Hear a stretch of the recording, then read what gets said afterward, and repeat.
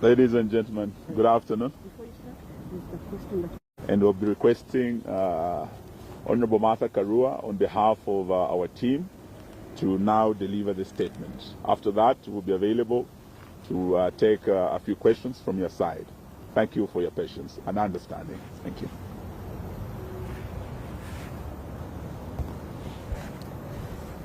This is a joint statement by the People's Loyal Coalition. There's a problem. Oh, you can't see me.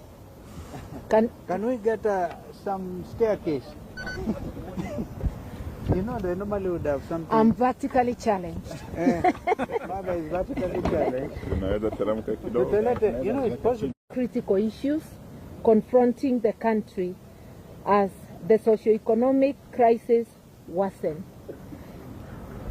The recruitment of the Kenya Kwanza regime that has clearly lost the trust and confidence of a majority of Kenyan people. So far, the shortlisting process has left out Kenyans with credible qualifications and experience based on our assessment over the 1,400 who applied for positions. And it happened the same way with those who applied for chairperson. Quite a number of those who made the list have questionable credentials, and some of them have partisan interests and are either members of the UDA party and the ODM party, or managing somebody within UDA. There are serious allegations of integrity and grave inherent conflict of interest.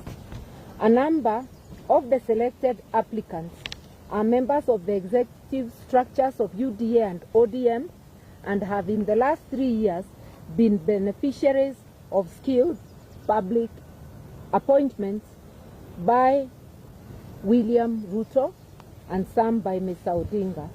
We wish to point out the case of Joy Medieval. She has been the chairperson of the UDA Internal Dispute Resolution Committee. It is clear that Ms.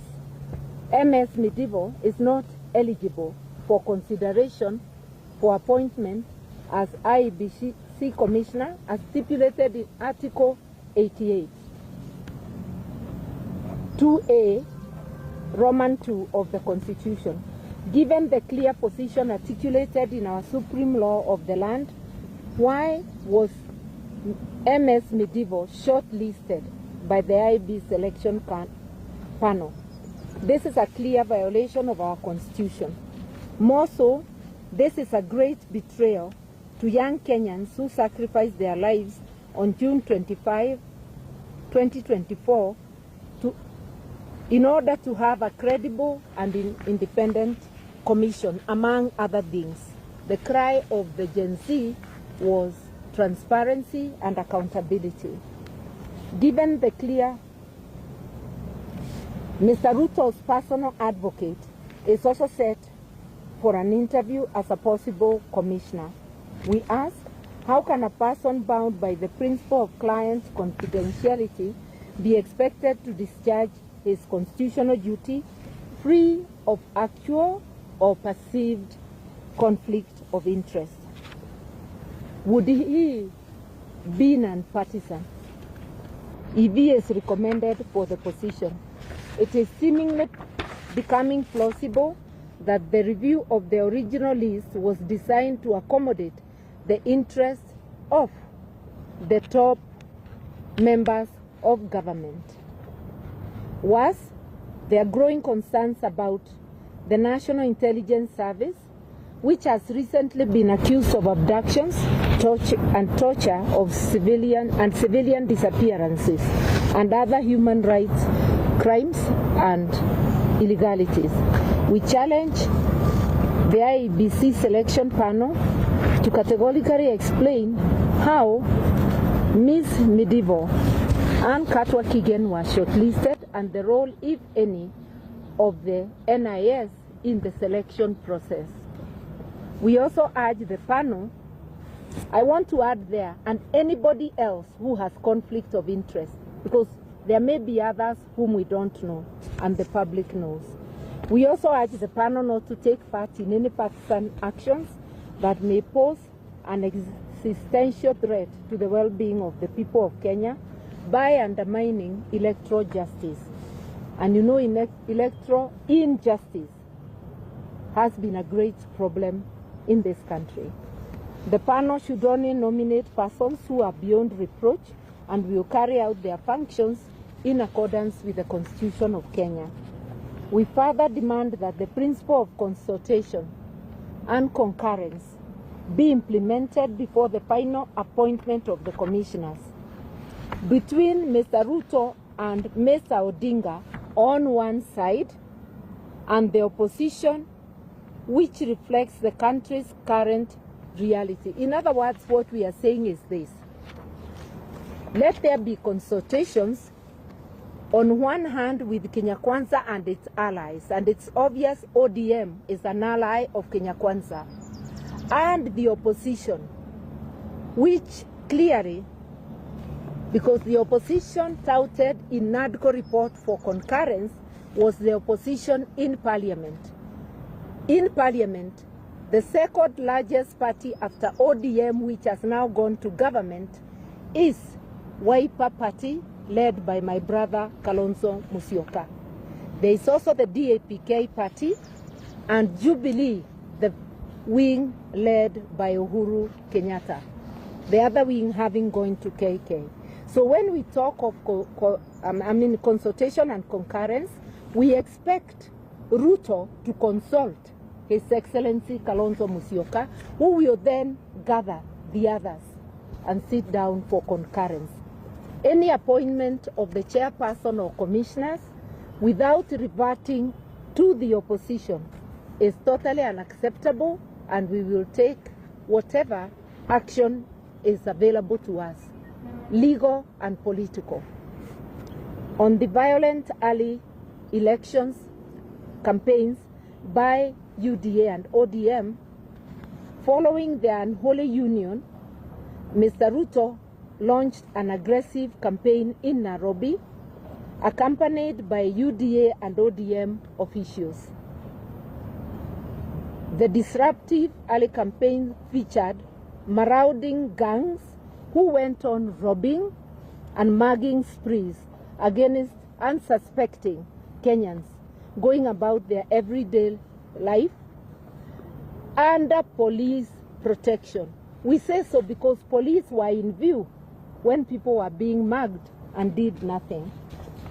Mr. RUTO also illegally exploited public resources to mobilize the paid-up masses. The phony display of support failed miserably, and the preposterous fake promises of creating and distributing millions of free chapatis to Kenyans did not quell the people's rage against this discredited and rogue leadership. It begs the question that many are asking across the country: how desperate and to what new laws will this rogue regime sink to? As the RUTO regime prepares to invade Mount Kenya, they are already there. We've been hearing them on the radio. A region with their misguided, Mount Kenya region with their misguided brand of politics, ya tutatenga tutaleta, and I heard him repeating the same words. We demand that common decency, basic courtesy and civility and decorum, terms that appear unfamiliar to RUTO and his ilk, that they should replace their vile and violent brand of politics which they recently introduced in Nairobi. We are cautioning him. Do not take thugs to the people of Mount Kenya and to any people in this great country of ours. Go to the people if you believe they have given you mandate and your mandate is still current, go to them without having to mobilize thugs, without having to bus people to go and clap for you in a place they don't belong to. Finally, we call on citizens of Mount Kenya region to remain peaceful and patient and not to be goaded by the bad, insightful and hateful behavior of this discredited regime. We also have an issue with the Nairobi County government, which has recently declared Nairobi River Corridor with its demographic implications. We express our strong reservations on the declaration by the Nairobi City County on March 6, 2025, that proclaimed the Nairobi River Corridor as a special planning area, SPA. This will affect private properties to which people have titles. It will affect properties from Naivasha Road to Ruai, including along the tributaries of Nairobi River.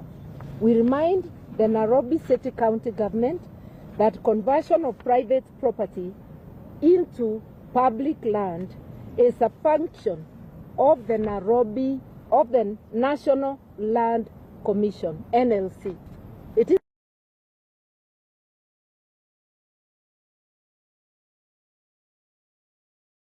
role of the National Land Commission through this illegal and unconstitutional declaration.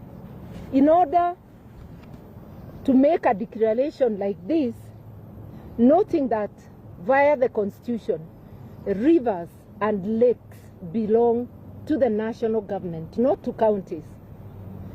Therefore, if there is an idea to create this corridor, it must originate from the national government with a cabinet memo, with the necessary policy documents, and most importantly, there must be public participation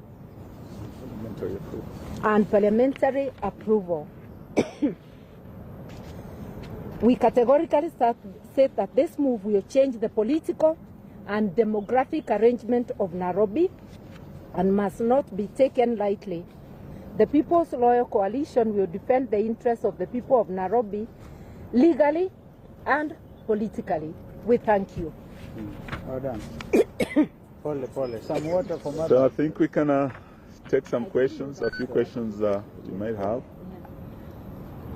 I'll invite,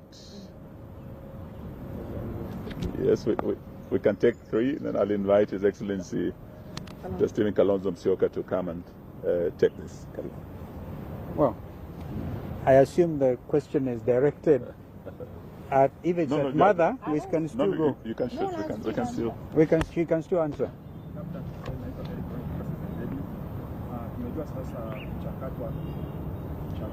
Sauti kidogo. Sauti kidogo ba. Ona mwezi sitisha labda kupitia boda ya koti na ngoja mpaka siku labda chama itakuwa inafunguliwa. Uone kama labda hiyo ikakuwa na kuza muda. Yet you have a time now to do something like that. I think the second one. Yes.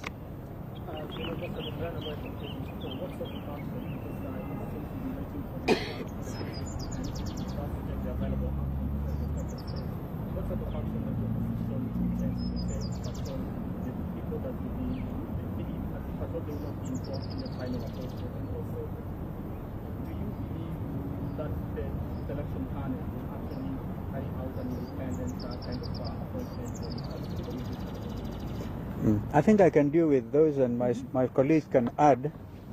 Kwanza kabisa, swala hili lina umuhimu mkubwa sana, na sisi hatutakaa kitako tu na kungojea uamuzi wa pande moja kutoa list ya wale ambao watakuwa wameteuliwa kama wenyekiti ama mwenyekiti na pia wanachama wa tume ya IEBC. Kama alivyosema dada yangu Martha, tuko tayari kuchukua hatua yoyote ile ambayo tunaonelea ina umuhimu, na hatutakaa tu tungojee. Kwa hivyo kwanza, awamu ya kwanza ni kwamba walifanya ma-interview ya wale ambao walikuwa wanataka kuwa wenyekiti. Sasa wanaendelea na kuwa interview wale ambao ni commissioner, members wa tume yenyewe. Tunaangalia kabisa kwa kindani, hatulali. Na mimi mnakumbuka kwamba siku chache tu zilizopita niliandika barua kamwandikia Mheshimiwa Raila na pia nikampa kopi Mheshimiwa William Ruto. Swala hili ni la sisi zote, aliwezi kuwa swala la upande moja, kwa sababu ukiwa ni upande moja basi Wakenya na dunia nzima itaelewa kwamba hii ni William Ruto Commission, na hiyo hatuwezi kuruhusu. So I hope I've answered your question. We will not just sit by, we are watching. We are watching, and it is good that, kwa mfano, tunatarajia kwamba the panel yenyewe inaweza ikasaidia Wakenya kusema fulani aliscore 80%, 70%, mambo kama haya. Uwazi ni lazima liwe swala la uwazi, ili Wakenya wajue kwamba wakijiandaa kwenda uchaguzi na ukuja, whenever that will be, watakuwa na imani kwamba hawa sio watu wa kununuliwa. Kumbukeni yaliyofanyika 2022 when my sister was a running mate ya Raila. Bado Wakenya wengi wana machungu yaliyoonekana wakati huo, ni lazima yakomeshwe. Kipindi hiki, safari hii, we are not leaving anything to chance. Yeah. We can take two more. We are happy. Tawashukuruni, kama ni hayo tu. I think it's okay.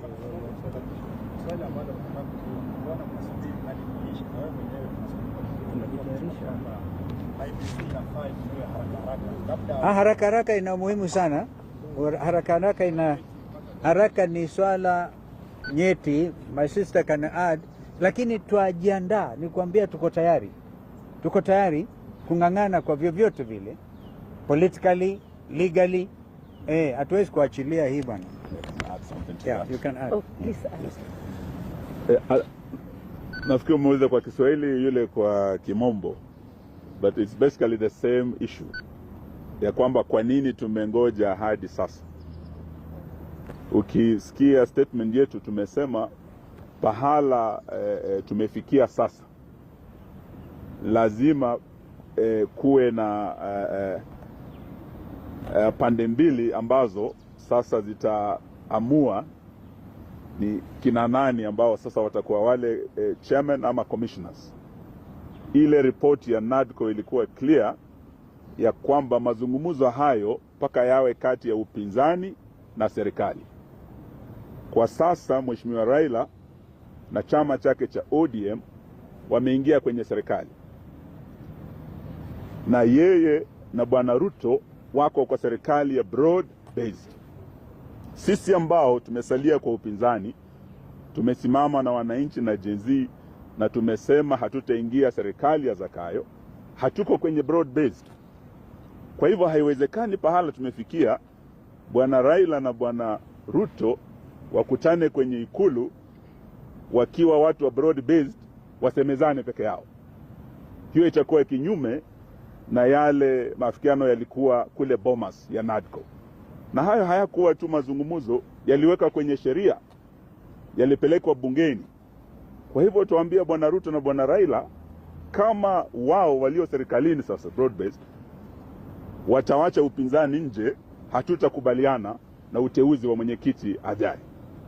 Na tuna haki kwenda mahakamani sababu tuliweka ile report kwenye sheria. Na ndio sababu kwa statement yetu tumesema masuala haya sasa tutashughulikia kisiasa na vile vile kisheria. Mawakili wetu wako tayari, wakili wetu Ndegwa Njiro wako hapa na wengine kuelekea mahakamani. Mheshimiwa Kalonzo kama aliyekuwa mwenyekiti wa NADCO ashamwandikia Mheshimiwa Raila barua kumkumbusha. Haya ndio maelewano tulikuwa nayo Bomas. wewe umeingia serikalini, na usituambie ati hauko ndani ya serikali. Watu walikuwa wanasema Mheshimiwa Kalonzo ndio watermelon, yani nje yako green, ndani yako red. Bwana Raila hawezi sema yeye ako kwa upinzani na anasema ako kwa serikali. Sasa Raila ndiye amekuwa watermelon kabisa. Na tumwambie haiwezekani uwe serikalini na uwe kwenye upinzani. It's as simple as that. And if there will be a violation of the principle of consultation and concurrence, which was established in a legal process called NATCO, then we'll be ready to handle the matter both politically and IEBC legally. Act. Thank you. I just wanted to add, there is a question he said, bona tunangojea. Hapana, hatukai kitako. Iko kazi inaendelea na utakuja kuiona. Thank you. Asante. Yes. Do you have faith in the selection panel to make an independent decision? I think you have. Let us see it first. You have to. Well, for now, whether or not we have faith is actually overtaken by events. That's why we are watching. You see, the process that we went through, for example, to get included only one name of Ambassador Kokimoli, the kind of mud we were dragged through. And we said we cannot afford to wait. Let us see the product they come up with. And you know, the principle of consultation and concurrence will apply at the level when they have forwarded the 9 names to the president. Okay? Sorry, sorry, Njiru. I might actually give him the floor. That is when the principle of consultation and concurrence will apply, because 2 names will be taken to President William RUTO for selection as the chair of IEBC. Now that is where then they must consult with us. And another, is it 9 names? Yeah, 9 names will be sent to him for selection of 6 as IEBC commissioners. Again, we must be involved. Umesikia kwa mfano hapa, huyu mama aitwa Joy Medivo, kwa mfano. Yeye uhakika hawezi akiingia huyo kama mwenyekiti kwa mfano, huyo ni RUTO. RUTO kabisa. Hatuwezi. Jameni, one Chabukati was good enough at the time. We can't afford it. And the country cannot afford it. And the future generations are now saying, kipindi hiki, safari hii, ni Wakenya wajikomboe. Yes, sir. So can you say the constitution of IEBC now hangs in limbo? No. Yeah, that's a very quick conclusion. Yeah, mother told you, hatukai kitako. And yet we don't want to delay the process, because we're also aware William Ruto may want this thing prolonged mpaka ikimaliza 2026 waseme songesha uchaguzi to 2032. It will not happen. Thank you. Asanteni sana. I think that is enough for today. No,